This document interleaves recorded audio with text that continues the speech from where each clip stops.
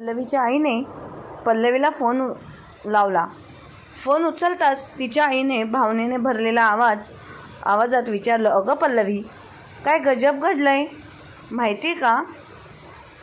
मला तर माझ्या कानावर विश्वासच बसत नाही.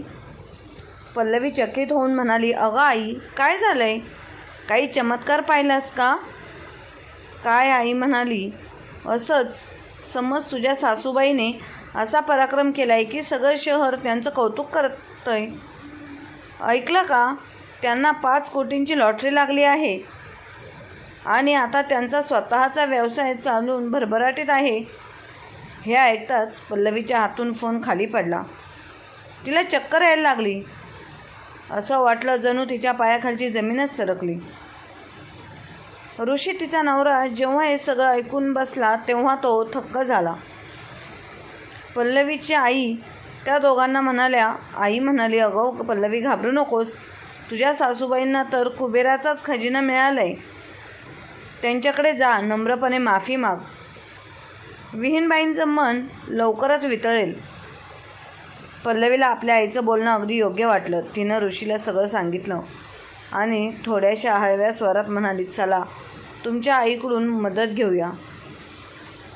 दुसऱ्या दिवशी सकाळी दोघंही दीपाली ताईची माफी मागण्यासाठी त्यांच्याकडे गेली. पण पुढे मित्रांनो काय झालं ते खूपच इंटरेस्टिंग आहे. दीपाली ताईंनी त्यांना माफ केलं का? का त्यांची काय चूक झाली होती ते या कथेतून आपण नक्की पाहूया. दीपाली ताई. बस स्थानकाच्या एका झाडाच्या सावलीत त्या बराच वेळ एकट्याच बसल्या होत्या. उन्हाळ्याच्या दिवस असल्यामुळे ऊन खूपच होते. वेळ मागे सरत होते, पण त्यांच्या वाटेकडे कोणीच फिरकत नव्हतं. जवळच पुस्तकांचं छोटंसं दुकान चालवणारा राघव, साधारण 30 वर्षाचा, त्याच्या हालचालीकडे लक्ष ठेवून होता. त्याला त्यांच्या एकटेपणात काहीतरी अनामिक वेदना जाणवत होती. हा अनुभव नवीन नव्हता त्याच्यासाठी, पण दरवेळी अशा नजरेला पाहिलं की मन अस्वस्थ व्हायचंच. शेवटी तो त्यांच्याजवळ गेला. आवाजात सौम्यता, चेहऱ्यावर सहवेदना घेऊन तो म्हणाला, काकू, तुम्ही कोणाची वाट पाहताय का? कुठे जायचे तुम्हाला? काही मदत हवी का? दीपाली ताईंनी थोडंसं हसण्याचा प्रयत्न केला, पण ते हास्य वेदनेने भिजलेलं होतं. बाळा, सकाळी माझा ऋषी आणि त्याची बायको म्हणजे माझी सून इथे सोबत आले होते. त्यांनी म्हटलं, आई, आम्ही खायला काहीतरी घेऊन येतो. मी वाट पाहते त्यांची. येतीलच ते थोड्याच वेळात. त्यांच्या बोलण्यात एक विश्वास होता, पण डोळ्यातील दुसरतेमधून फसवलेपणा, कुठला तरी अंधार डोकावत होता. राघव हळूहळू म्हणाला, काकू, पुण्याला जाणारी शेवटची बस सकाळीच गेली. आता संध्याकाळ होते. इतकं ऐकताच दीपाली ताईंनी काहीशा घाबरलेल्या स्वरात उत्तर दिलं, नाही बाळा, तू काहीतरी चुकीचं समजतोयस. ऋषी मला एकटीला कधीच सोडणार नाही. तो इथेच आहे कुठेतरी. त्याची आशा डगमगत असली तरी ती अजून मरण पावली नव्हती. ठीक आहे काकू, पण तुम्हाला भूक लागली असेल, मी काहीतरी खायला घेऊन येऊ का? नको रे बाळा, त्या हळुवारपणे म्हणाल्या. फक्त एक उपकार कर, माझ्या ऋषीला शोधून आण. त्यांचं नाव ऋषी आहे, नीट बघशील ना? राघवने मान डोलावली आणि तात्काळ आजूबाजूच्या दुकानात चौकशी करायला निघाला. पण सगळीकडे शोधूनही ऋषी किंवा त्याच्या पत्नीचा काही पत्ता लागत नव्हता. थोड्या वेळाने तो परत आला, डोळ्यात हळहळ आणि ओठांवर न दुखावणाऱ्या शब्दांची काळजी. काकू, तुमचा ऋषी कुठेही दर्शन झालं नाही. त्याचं वाक्य अर्धवटच राहिलं, कारण त्याच्या मनात ओरडणारी एक वेदना होती. ही आई फसवली गेली होती. मुलाच्या प्रेमावर तिचा अखंड विश्वास होता आणि त्या विश्वासाच्या काचेतून ही दुनिया पाहणारी ती वृद्ध स्त्री अजूनही आपल्या मुलाच्या परतीच्या पावलांची चाहूल ऐकत होती. हळुवार स्वरात राघव म्हणाला, काकू, राग मानू नका, पण दर काही दिवसांनी एखादी आई बाबा इथे असंच बसलेले सापडतात. मुलं त्यांना एकटे टाकून जातात. देवळात, बागेत, रस्त्यावर, बस स्टँडवर. दीपाली ताईंच्या डोळ्यात एक क्षण चमकून गेली. राग नव्हता, पण आघात होता. नाही बाळा, तू माझ्या ऋषीला ओळखत नाहीस. तो असं काहीच करू शकत नाही. तो नीट शोधलं नसेल. तो येईल. तो मला घ्यायला येणार आहे.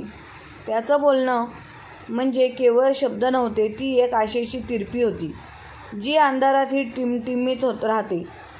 काकू, मी सगळीकडे नीट शोधून आलोय, राघव म्हणाला.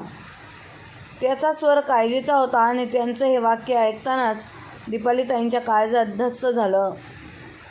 आतून काळजीचा गोळा गिळत स्वतःला धीर देत त्या हळूच म्हणाल्या, काही हरकत नाही रे बाळा.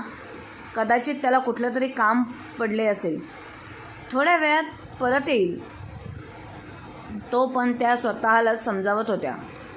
पासवांची धार डोळ्यात ऐकून त्यांनी नजर पुन्हा रस्त्यावर हरवली होती. राघव आपल्या कामात पुन्हा व्यस्त झाला. वेळ पुढे सरत होती.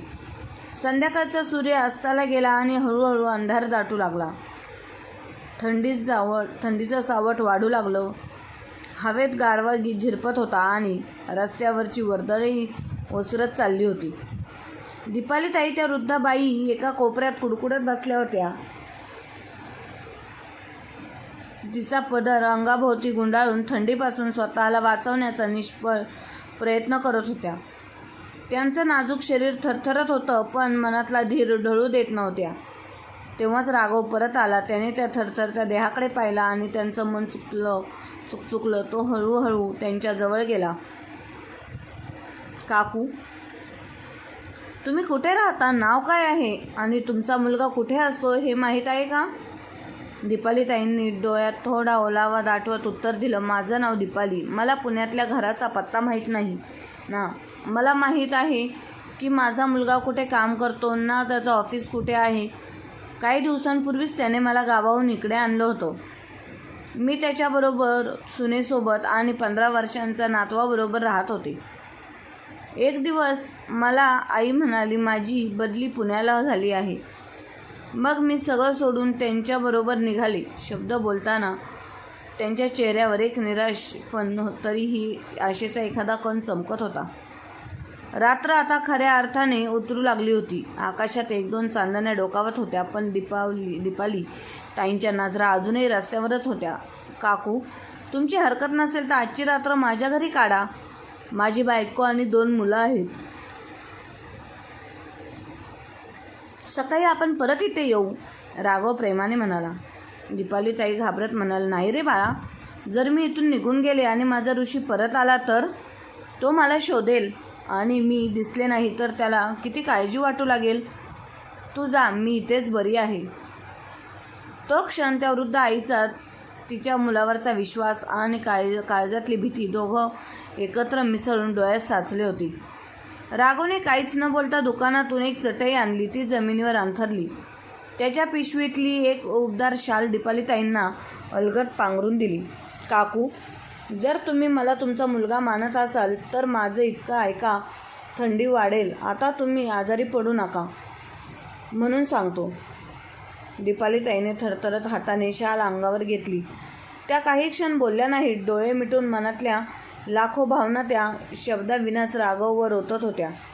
जाण्याआधी राघवने शेजारच्या दुकानातून काही खाण्याचे पदार्थ घेतले आणि त्यांच्या हातात दिले. तुम्ही काहीतरी खा, पोट भरलं की थोडं बरं वाटेल म्हणत तो निघून गेला. घरी पोहोचल्यावर त्याने आपल्या बायकोला सारं काही सांगितलं. तिच्या डोळ्यातही काळजी ताटली. अजूनही अशी मुलं आईवडिलांना रस्त्यावर सोडतात का ग, त्याने विचारलं आणि उत्तर न देता ती शांत झाली. दुसरीकडे दीपालीताईने काहीच खाल्लं नाही. त्या फक्त थंडीवर थरथरत काळजाच्या कोपऱ्यात रेंगाळलेल्या आठवणी कुरवाळत राहिल्या. त्यांच्या डोळ्यात फक्त वाट पाहणं होतं. त्यांचा ऋषी परत येईल या आशेचा निळा धागा त्यांना झुलवत होता. त्या शहरात त्यांचं कोणच नव्हतं. फक्त एक राघव होता, जो त्या दिवशी त्या वृद्ध आईसाठी एक मुलगा झाला. पण आता तोही निघून गेला होता. संपूर्ण रात्र त्यांनी थंडीच्या कुशीत एकटीने बाकडावरच काढली. अंगावर शाल, पण मनात काळजी, डोळ्यात आसवांचा साठा. दुसऱ्या दिवशी सकाळी जेव्हा राघव आपल्या दुकानाकडे आला तेव्हा त्यांचं लक्ष गेलं. दीपालीताई अजूनही तिथेच बसलेल्या होत्या. जशी रात्र सोडून गेली होता तसाच तो धावत त्यांच्या जवळ गेला. हळुवार आवाजात विचारलं, काकू तुमचा मुलगा अजूनही परत आला नाही का? तेव्हा त्या डोळ्यात आसवांचा पूर घेऊन म्हणाल्या, नाही बाळा, माहीत नाही कुठे निघून गेला. फोनही लागत नाही. त्यांच्या आवाजातील थरथर राघवच्या काळजाला चिरडत गेली. त्याने पटकन पाण्याची बाटली त्यांच्या हातात दिली आणि म्हणाला, काकू मला कालपासून शंका होती. तुम्ही मला एकतर आई तुमचा त्यांच्यावर आढळ विश्वास होता, पण तो तुम्हाला एकटीला सोडून कायमचा निघून गेला आहे. आता तो परत येणार नाही. काकू हे ऐकून दीपालीताईंच्या हातातील फोन पुन्हा त्यांच्या कानाशी गेला. पुन्हा एकदा स्विच ऑफ. डोळ्यात साठलेले दुःख आता ओघळू लागलं. बाळा समजत नाही आता काय करू? त्यांच्या वृद्ध डोळ्यातून आशेचा शेवटचा थेंबही गळून पडला. विशाल त्यांचा हाल पाहून वाईट वाटलं. मनातून गलबलून गेला. तरीही स्वतःला सावरत त्याने दुःखान उघडायला घेतलं. विचार करत राहिला, कदाचित आता काकू घरी परत जातील. पण तसं काही झालं नाही. दीपालीताई तशाच बाकड्यावर बसून रडत होत्या. काही वेळाने त्या हळूहळू बाकड्यावरून खाली कोसळल्या. राघव धावत गेला. त्यांच्या चेहऱ्यावर पाणी शिंपडलं. थोड्याच वेळात त्या शुद्धीवर आल्या. तो घाबरला होता. त्यानेच त्यांना सावकाश उठवलं आणि परत बाकड्यावर झोपवलं. शुद्धीवर येताच विचारलं, काकू तुम्ही बेशुद्ध कशा झालात का? ओल्या डोळ्यांनी म्हणाल्या, बाळा कालपासून मी काहीच खाल्लं नाही. कदाचित म्हणूनच अशक्तपणा आला असेल. राघव चकित झाला. पण काल मी तुम्हाला खायला दिलं होतं ना, मग खाल्लं का नाही? दीपालीताईंच्या डोळ्यातून अश्रू पुन्हा वाहू लागले. म्हणाल्या, हो बाळा दिलं होतंच, पण मन नव्हतं. सांग ना बाळा, एखाद्या आईचा मुलगा तिला एकटीला टाकून जातो, मग त्या आईच्या तोंडातून घास उतरेल का? हे ऐकून राघव काही क्षण गप्प झाला. मग तो शेजारच्या कॅन्टीनमध्ये धावत गेला. गरम जेवण घेतलं आणि म्हणाला, काकू पहिल्यांदा जेवण जेवून घ्या, मग आपण बोलू. जेवण झाल्यावर राघवने पुन्हा हळूच विचारलं, काकू आता तुम्हाला माहीत आहे की तुमचा मुलगा परत येणार नाही, मग तुम्ही घरी का नाही जात? दीपालीताईने नजर खाली झुकवली. थोडा वेळ काही न बोलता राहिल्या. मग हळुवारपणे खोल आतरतेने म्हणाल्या, बाळ घरच उरलं नाही आता. बाळा मी गावाला राहत होते, मोठ्या घरात, पण मुलगा सून म्हणाले, आई आता आमच्याबरोबर चल. मी विश्वास ठेवला. माझं घर माझं शेत विकलं. तो सगळा पैसा ऋषीला दिला. म्हटलं आता शेवटचा टप्पा आहे. आयुष्याच्या आपल्या लेकरांच्या आधारावर उरलेला वेळ जाईल. पण कुठे माहीत होतं असं काही घडेल. त्यांच्या डोळ्यात पुन्हा आसव दाटून आलं. राघव सुन्न झाला. त्याला वाटलं काहीतरी करावं, पण स्वतःचं छोटंसं दुकान सांभाळणाऱ्या त्या तरुणाच्या हातात किती असतं? राघवने दीपालीताईंना सौम्य शब्दात समजावलं आणि पुन्हा आपल्या दुकानात कामाला लागला. काही वेळानं दीपालीताई तिथून उठल्या आणि कुठेतरी निघून गेल्या. रात्री घरी परतताना राघवच्या नजरेस पडलं. फुटपाथवर एक वृद्ध महिला थंडीने कापत बसलेली होती. थंडी इतकी जोरात होती की ती तिच्या हातापायांना थरथरत लागली होती. तेवढ्यात काही भुकेली कुत्री तिथे आली आणि ती मोठ्याने भुंकू लागली. ते मोठमोठ्याने भुंकत ऐकताच ती वृद्ध महिला घाबरून उठली. राघव थपकून पाहू लागला आणि त्याच्या डोळ्यावर विश्वास बसला नाही. ती वृद्ध महिला दीपालीताईच होत्या. हे दृश्य पाहून त्यांचं मन हलकं झालं. डोळ्यात कातरलेपणा उतरला. तो तडक त्यांच्याजवळ गेला. कुत्र्यांना हाकलून लावलं आणि त्यांना एका बाजूला शांत जागेवर बसवलं.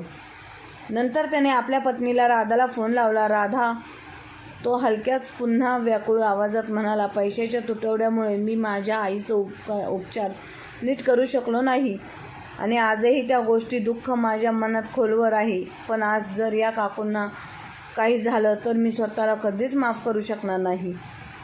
मला वाटतं आपण त्यांना आपल्या घरी घेऊन यावं. राधा ही खूपच सुसंस्कारी समजूतदार बायको होती. ती शांतपणे म्हणाली, राघव काही हरकत नाही. आपण फार काही नाही देऊ शकलो तरी 2 वेळचं जेवण आणि डोक्यावरचं एक छत तरी देऊ शकतो. तुमच्या मनात जर त्यांच्यासाठी जागा असेल तर त्यांना नक्की घेऊन या. आपल्याला जेवढं शक्य होईल तेवढं आपण नक्की मदत करू. राधाचं बोलणं ऐकून राघवच्या डोळ्यात कृतज्ञतेचा ओलावा उतरला. त्यानं दीपालीताईंना आधार देत घरी आणलं. राघवचं घर छोटंसं होतं. फक्त 2 खोल्या, त्यात त्याची पत्नी आणि 2 मुलं राहत होते. पण त्या छोट्या घरात माणुसकीचं राघव आकाश पसरलेलं होतं. घरी पोहोचल्यावर दीपालीताई लाजत म्हणाल्या, बेटा, माझ्यामुळे तुम्हा सगळ्यांना त्रास होईल. देवाने माझ्या नशिबात जे लिहिलंय तेच होणार आहे, पण माझ्यामुळे तुम्ही अडचणीत यायचं कारण नाही. त्यावर राघव हसून म्हणाला, काकू, त्रास नाही तर आनंद होईल. तुम्ही आमच्याबरोबर राहिलात तर हे घर वाटेल. तेवढ्यात राधा पुढे आली आणि म्हणाली, काकू, तुम्ही असं का म्हणताय? तुम्ही असा विचार करा की देवाने तुमच्या नशिबात आमचं साथ लिहिलंय. आजपासून हेच तुमचं घर आहे. राधा प्रेमाने त्यांना आतमध्ये घेऊन आली आणि बसायलाच खुर्ची दिली. काही वेळाने सगळं कुटुंब एकत्र जेवायला बसलं. पण दीपालीताई अजूनही थोड्या अस्वस्थ वाटत होत्या. राघवनं ते जाणवलं आणि मनापासून म्हणाला, काकू, मला माहीत आहे की आमचं घर लहान आहे, पण आमचं घर तुमच्यासाठी अगदी मोकळं आहे. आमच्या मुलांना तुमची नातवंड समजा. तुम्ही आता या घराची सदस्य आहात. काही अडचण असेल तर निष्कोचपणे सांगा. हे ऐकून दीपालीताईंच्या डोळ्यातून अश्रू वाहू लागले. त्यांनी राघवच्या डोक्यावर हात ठेवला आणि हळू आवाजात म्हणाल्या, बाळा, देव तुम्हा दोघांना कायम सुखी ठेवेल. या वयात माझ्या स्वतःच्या मुलाने आणि सुनेने मला नाकारलं आणि या अपरिचित क्षणी तुम्ही मला स्वीकारलं. दुसऱ्या दिवशी सकाळी राघव दुकानावर गेला. मुलं शाळेत गेले आणि घरात फक्त दीपालीताई. राधा होत्या. दीपालीताईंनी पाहिलं की राधा घर सांभाळत होती आणि त्याचं वेळी कपडे शिवायचं काम देखील करत होती. तेव्हा दीपालीताई म्हणाल्या, राधा, मला देखील कपडे शिवता येतात आणि तेही अगदी स्पष्टपणे दे. मी तुझ्या कामात थोडी मदत करते. असं म्हणून त्या राधासोबत शिलाईचं काम करू लागल्या. काम करता करता राधाने सहज दीपालीताईंना त्यांच्या कुटुंबाबद्दल विचारलं. त्या क्षणी दीपालीताईंच्या डोळ्यातून क्षणभर वेदनांचा एक सुकलेला अहवाल डोकावला. त्यांनी आपल्या मुलाबद्दल आणि सुनेने केलेल्या वागणुकीबद्दल सांगितले. हे ऐकून राधा सुन्न झाली. ती हळूच म्हणाली, काकू, त्या दोघांना तुमचं समजणं शक्य नाही, पण एक दिवस नक्कीच येईल जेव्हा त्यांचं स्वतःचं मूल त्यांच्या मनात ही वेदना उभी कराईल. काही क्षणात दीपालीताईंनी राधाचं सगळं काम पूर्ण केलं. त्यानंतर हळूहळू त्या कुटुंबाला मिसळून घेतलं. आता त्या घरातील सदस्यांसारख्या प्रत्येक कामात उत्साहाने सहभागी होत असल. त्याच्या येण्याने राधाचं शिलाईचं कामही चांगलं चालू लागलं, कारण दीपालीताई शिलाईच्या कामात तरबेज होत्या. लोकांना त्यांचं काम फार आवडू लागलं. घरी राहून त्या मुलांचीही काळजी घेत नव्हत्या. बाजार, हाट, भाजीपाला अशा गोष्टी, छोट्या मोठ्या जबाबदाऱ्या कुशलतेने पार पाडून लागल्या. राघव आणि राधा नेहमी म्हणायची, आमच्या घरात एक वृद्ध व्यक्ती असणं फार आवश्यक होतं आणि तो उणीव दीपालीताई आल्यावर पूर्ण झाली. जसं झाडाचं मूळ त्यांच्या उभं राहण्यासारखं खरं कारण असतं, तर घरातले वृद्ध म्हणजे त्या घराच्या आधारस्तंभासारखे असतात ना, दिसणारे पण सर्व काही सावरणारे. एक दिवस मूल शाळेत गेली आणि राघव नाश्ता करून कामावर गेला. राधा घर कामात गुंतलेली असताना दीपालीताईने प्रेमाने म्हणाल्या, राधा, मी भाजी घेऊन येते, मग एक पिशवी दे. असं म्हणून त्या बाहेर पडल्या. भाजी घेऊन परत येताना त्यांनी पाहिलं की रस्त्याच्या कडेला एका पायाने अपंग बसलेला मुलगा लॉटरीचं तिकीट विकत होता. त्याच्याकडील प्रत्येक तिकीट केवळ 100 रुपयांचं होतं आणि जिंकण्याची रक्कम तब्बल 5 कोटी रुपये. दीपालीताईंना पाहताच तो मुलगा त्यांच्याजवळ आला आणि विनवणीच्या सुरात म्हणाला, काकू, एक तरी तिकीट घ्या ना. काय माहीत तुमचं नशीब फळफळेल. तुम्ही एक तिकीट घ्याल तर माझ्यासारख्या गरिबाचं थोडं भलं होईल. त्याचे शब्द आणि त्याच्या डोळ्यातील अपार आशा पाहून दीपालीताईंना त्यांच्याविषयी माया वाटली. त्यांनी त्यांच्याकडून एक तिकीट घेतला आणि शांतपणे परत आल्या. घरी आल्यावर त्यांनी भाजीची पिशवी राधाच्या हातात दिली. घरातील काम उरकून त्या दोघी पुन्हा शिलाईच्या कामात गुंतल्या. काम करता करता दीपालीताईंनी आपल्या साडीच्या पदरातून एक कागद राधाच्या हातात दिला आणि म्हणाल्या, राधा हे बघ, लॉटरीचं तिकीट आहे. खरं तर बाजारात गेले असताना एका पायाने अपंग असलेला मुलगा मला विझवू लागला. त्याला पैशांची फार गरज होती. त्याचं थोडं भलं व्हावं म्हणून मी एक तिकीट घेतलं. काय माहीत आपलं नशीब उघडत तर. राधा हसत म्हणाली, अहो काकू, आजवर मी कोणालाच लॉटरी लागलेली पाहिलेली नाही. काही हरकत नाही, तुम्ही त्या मुलाची मदत म्हणून हे तिकीट घेतलंच. आता मोठा पुण्याचा भाग आहे. मी हे तिकीट माझ्याकडे जपून ठेवते. असं म्हणून राधाने ते तिकीट अलगद आपल्या पर्समध्ये ठेवून दिलं. महिन्याच्या अखेरीस त्या तिकिटाच्या विजेत्यांची घोषणा होणार होती. जेव्हा त्या अपंग मुलाने दीपालीताईंना हे तिकीट दिलं तेव्हा त्याने अगदी स्पष्टपणे सांगितलं होतं, शेवटच्या तारखेला वर्तमानपत्रात विजेत्यांची नावं येतील. तिकीट नीट सांभाळा. जसं जसं तो दिवस जवळ येऊ लागला तसं दीपालीताईंच्या मनात उत्सुकता वाढू लागली. एक दिवस आधीच त्या राधाकडे तिकीट मागायला आल्या. म्हणाल्या, राधा, उद्या सकाळच्या पेपरमध्ये लॉटरीच्या विजेत्यांची नावं येणार आहेत. विशालला याबद्दल काहीच सांगितलं नव्हतं. मनात विचार होता, लॉटरी लागली तर सांगू, लॉटरी लागली नाही तर अपयशाची एक अनावश्यक सल त्यांच्या मनात राहील, हे टाळावंसं वाटलं. आणि राधा ही या विचाराची सहमत होती. दुसऱ्या दिवशी सकाळी राघव कामावर गेल्यावर राधा लगेच बाहेर पडली. एक वर्तमानपत्र विकत आणलं. तिनं विजेतं जाहीर होणार होते. पहिल्या क्रमांकाच्या विजेत्याला 5 कोटी रुपये, दुसऱ्याला 1 कोटी आणि तिसऱ्याला 50 लाख. आणि सरिताताई दोघींनीही एकमेकांचा हात धरत देवाचं नाव घेतलं. वर्तमानपत्र उघडलं. सर्वप्रथम तिसऱ्या विजेत्याचा क्रमांक छापलेला होता. राधाने पटकन आपलं तिकीट बघितलं, पण तो नंबर त्यांच्या तिकिटाशी जुळत नव्हता. दुसरा नंबर पाहिला तरीही काही जुळत नव्हतं. शेवटी त्यांनी पहिला विजेता शोधायला सुरुवात केली आणि जसा राधाने तो नंबर वाचला तशी दीपालीताई आनंदाने किंचाळल्या, राधा, हा नंबर हा आपलाच आहे. क्षणात राधाच हृदयही आनंदाने भरून आलं होतं. दोघींचे डोळे पाणावले. हात आपसुकच देवाकडे गेला आणि त्या दोघी अक्षरशः नाचायला लागल्या. कारण त्यांच्या तिकिटाला तब्बल 5 कोटी रुपयांची लॉटरी लागली होती. इतक्यात राघव घरी परत आला. आज लाईट बिल भरण्याची शेवटची तारीख असल्याने बिल भरण्यासाठी तो लवकर घरी आला होता. घरात पाऊल टाकताच त्याने पाहिलं, दीपालीताई आणि राधा दोघीही नाचत होत्या. चेहऱ्यावर आनंद ओसंडून वाहत होता. थोडा गोंधळून तो म्हणाला, अहो काय झालं, आज तुम्ही दोघी एवढ्या आनंदात कशा? राधा हसतच त्याच्या गळ्यात पडली आणि म्हणाली, आता तुम्हाला हे छोटंसं दुकान चालवायची गरज नाही. राघव चटकन बाजूला होत म्हणाला, राधा, जरा तरी भान ठेव. काकूसमोर उभ्या आहेत. दीपालीताई खळखळून हसल्या. अरे बाळा, ज्या बातमीसाठी तू रागावतो आहेस ती बातमी ऐकलीस ना तर तुझी सुद्धा अशीच अवस्था होईल. खरंच असं काय झालंय आता तरी सांगाल का? तेव्हा दीपालीताईंनी त्यांच्या हातातील तिकीट राघवसमोर केलं आणि वर्तमानपत्रातील पहिल्या क्रमांकाचे तिकीट दाखवलं. राघवच्या डोळ्याने ते क्रमांक वाचले आणि काही क्षणासाठी तो स्तब्ध झाला.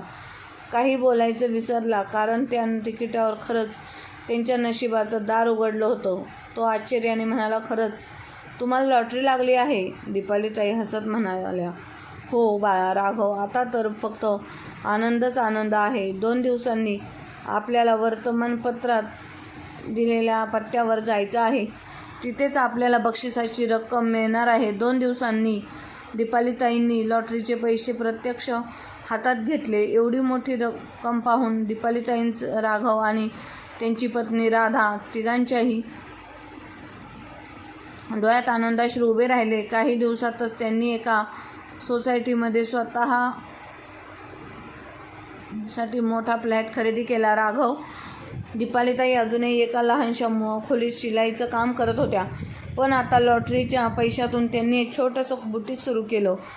त्या दोघी इतके सुंदर महिलांचे कपडे तयार करायला सुरुवात केली की काही दिवसातच त्यांच्या कामाचं नाव गावभर गाजू लागलं. आता त्यांनी मदतीसाठी काही कामगारही ठेवले. मदतीसाठी काही कामगारही ठेवले. त्यांच्या व्यवसायाने बघता बघता एवढी प्रगती झाली की तो खरंच दिवस रात्रभर भरभराटीने वाढू लागला. ज्या शहरात दीपालीताई राहत होत्या तिथेच त्यांच्या सुनेचा माहेरी ही असंच होतं. जेव्हा त्यांच्या विहीणबाईंना हे समजलं की दीपालीताई आता करोडोंच्या मालकीण झाल्या आहेत आणि स्वतःचा विषयाचं यशस्वीपणे चालवत आहेत, तेव्हा त्यांच्या आश्चर्याला पारावर उरला नाही. त्यांनी तातडीने आपल्या मुलाला, दीपालीताईंच्या सुनेला पल्लवीला फोन लावला. फोन उचलताच तिच्या आईने भावनेने भरलेल्या आवाजात विचारलं, अगं पल्लवी, काय गजब आहे माहिती का? मला तर माझ्या कानावर विश्वासच बसत नाही. आई, काय झालंय? काही चमत्कार पाहिला का? काय? आई म्हणाली, असंच समज. तुझ्या सासूबाईने असा पराक्रम केलाय की सगळं शहर त्यांचं कौतुक करतंय. ऐकलं का? त्यांना 5 कोटीची लॉटरी लागली आहे आणि आता त्या जवळ स्वतःचा व्यवसाय चालू करणार आहेत. हे ऐकताच पल्लवीच्या हातून फोन खाली पडला. तिला चक्कर आली आणि असं वाटलं जणू तिच्या पायाखालची जमीनच सरकली. ऋषी, तिचा नवरा, जेव्हा हे सगळं ऐकून बसणार होता तेव्हा तो थक्क झाला पण आता काय पश्चातापाशिवाय काहीच उरलं नव्हतं. या घटनेला फक्त 2 दिवस झाले होते आणि त्याच रात्री ऋषी तोंड पाडून घरी आला होता. त्यानं उदासपणे सांगितलं, पल्लवी, आपण बरबाद झालो आहोत. माझी नोकरी गेली आहे. हे ऐकताच पल्लवी जागच्या जागी बेशुद्ध व्हायचीच बाकी होती. ती डोकं धरून बसली. दुसऱ्या दिवशी पल्लवीनं आपल्या आईला फोन लावला आणि म्हणाली, आई, मला काहीच समजत नाही आहे. आम्हाला मुलांना चांगल्या इंजिनियर कॉलेजमध्ये घालायचं आहे, पण आता हे संकट माझ्यावर सगळं कसं होणार? आई म्हणाली, अगं पल्लवी, घाबरू नकोस. तुझ्या सासूबाईंना तर कुबेराचाच खजिना मिळालाय. त्यांच्याकडे जा, नम्रपणे माफी माग. विहीणबाईंचं मन लवकरच वितळेल. पल्लवीला आपल्या आईचं बोलणं ऐकून अगदी योग्य वाटेल. तिनेच ऋषीला सगळं काही सांगितलं आणि थोड्याच वेळात हळव्या स्वरात म्हणाली, चला तुमच्या आईकडून मदत घेऊया. दुसऱ्या दिवशी सकाळी दोघंही दीपाली ताईंच्या बुटीकमध्ये पोहोचले. तिथे गेल्यावर त्यांनी डोळ्यांवर विश्वास बसेना, जणू यात्राच भरली होती. आजूबाजूला लोकांची गजबज, एक कोपऱ्यात लाईट्स, कॅमेरे, पत्रकारांची गर्दी. हे पाहून ते दोघं काही वेळ गोंधळून एका कोपऱ्यात उभे राहिले. स्वतःचीच आई असून पण एकटे उपेक्षित कसं गर्दी विचारत होतं. पुढे आले. मी पाहिलं तर दीपालीताई अत्यंत आत्मविश्वासाने एका आलिशान खुर्चीवर बसून न्यूज चॅनलवाल्यांना मुलाखत देत होत्या.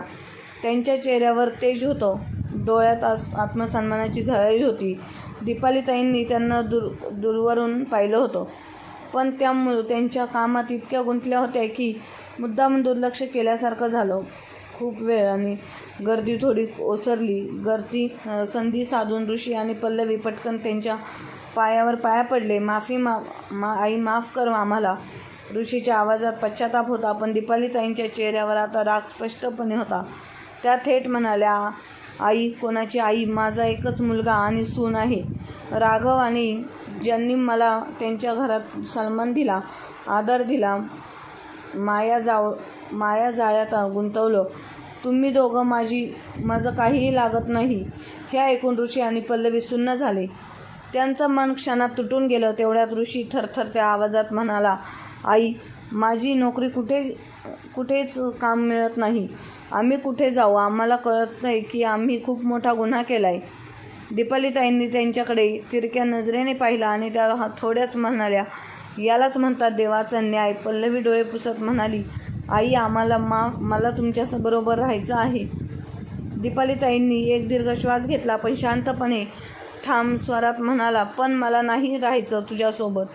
वृद्ध वयात मला मानाने जगायचं आहे, दयेने नव्हे. आणि असं जसं एकदा विश्वासघात केला तसंच पुन्हा होणार नाही, याची शाश्वती कोण घेणार? पल्लवीच्या चेहऱ्यावर निराशा उतरली, पण तरीही ती थोडीशी निर्धावल्यागत करत होती. म्हणाली, पण आई, हे विसरू नका, तुमच्या संपत्तीवर आमचाही हक्क आहे. दीपालीताई थोड्याशा उपासाने हसल्या आणि म्हणाल्या, हक्क तो हक्क तुम्ही त्या दिवशी गमावला, ज्या दिवशी मला एक बस स्टँडवर बेवारसासारखं सोडलं. आईच्या हृदयात इतका मोठा ओरखडा दिलात की त्यावर कधीच मलम लागू शकणार नाही. हे ऐकून दोघेही भिजले. त्यांच्या चेहऱ्यावर अपराधी भाव स्पष्ट होते. दीपालीताई उभ्या राहिल्या. एक गुड पण गर्वित हास्य त्यांच्या चेहऱ्यावर होतं. तुम्ही इथे पाहुणे आहात. काहीतरी खा प्या आणि निघा. त्यांनी आपल्या नोकराला आवाज दिला होता. कप चहा आण. आता मात्र त्या दोघांकडे पुन्हा वळूनही पाहिलं नाही. दीपालीताई पुन्हा आपल्या कामात गुंतल्या. पण यावेळी त्यांच्या चालण्यात एक वेगळीच झळाळी होती. आत्मसन्मानाची, स्वाभिमानाची आणि जिंकलेल्या आयुष्याची. मित्रांनो, तुम्हाला काय वाटते? ते दीपालीताईंनी केलं ते योग्य होतं की अयोग्य? ती कमेंट करून नक्की कळवा. मित्रांनो, आजकालची तरुण पिढी चुकत असली तर त्यांना अशा प्रकारचा धडा शिकवणं खूप गरजेचं झालं आहे. तरच बुद्धांना आत्मसन्मान आणि स्वाभिमानाने जगता येईल. मला खरंच याबाबत काय वाटतं आम्हाला कमेंट नक्की कळवा. आणि आजची कथा आवडली असेल तर शेअर, लाईक, सबस्क्राईब